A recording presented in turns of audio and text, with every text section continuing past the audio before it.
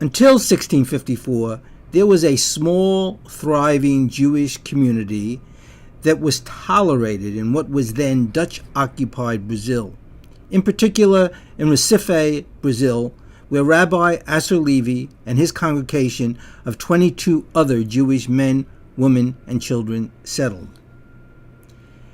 In Recife, Brazil, the first synagogue anywhere in the Americas was founded while Brazil was under the control of the Dutch, and in particular the Dutch West India Company, in which successful Jews in Holland were investors.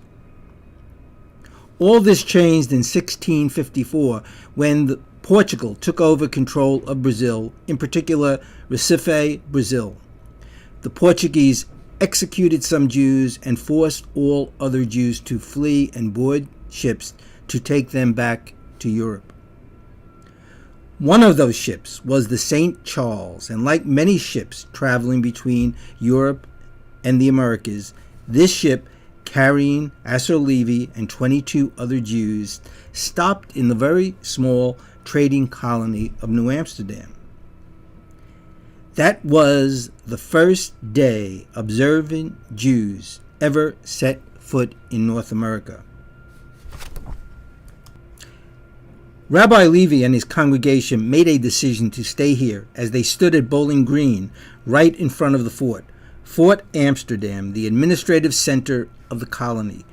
23 Jews, 4 men, 6 women, and 13 children, encompassing 5 different Jewish families.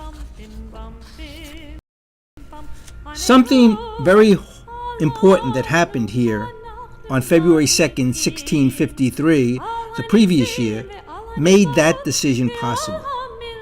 On February 2nd, 1653, what had been simply a company trading post of the Dutch West India Company, under the complete control of its Director General, Peter Stuyvesant, as a result of the growing demands of the rebellious colonists, New Amsterdam was issued a self-governing charter, which on February 2nd, 1653, made New Amsterdam, now New York City, the first self-governing municipality anywhere in America, with a council of citizens sharing authority with Stuyvesant.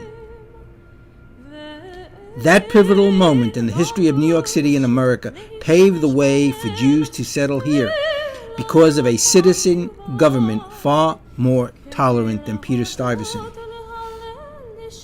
What these 23 Jews did was register with the Common Council of Burgomasters and Schepens, as they were then known, who allowed these 23 Jews to stay here in New Amsterdam over the fierce objections of the bigoted, anti-Jewish Director General Peter Stuyvesant, who did everything in his power to get these Jews to leave, making life difficult for these pioneering Jews. They eventually wrote to the Jewish investors in the Dutch West India Company in Amsterdam, New Netherlands, which finally forced Stuyvesant to stop his campaign against these Jews.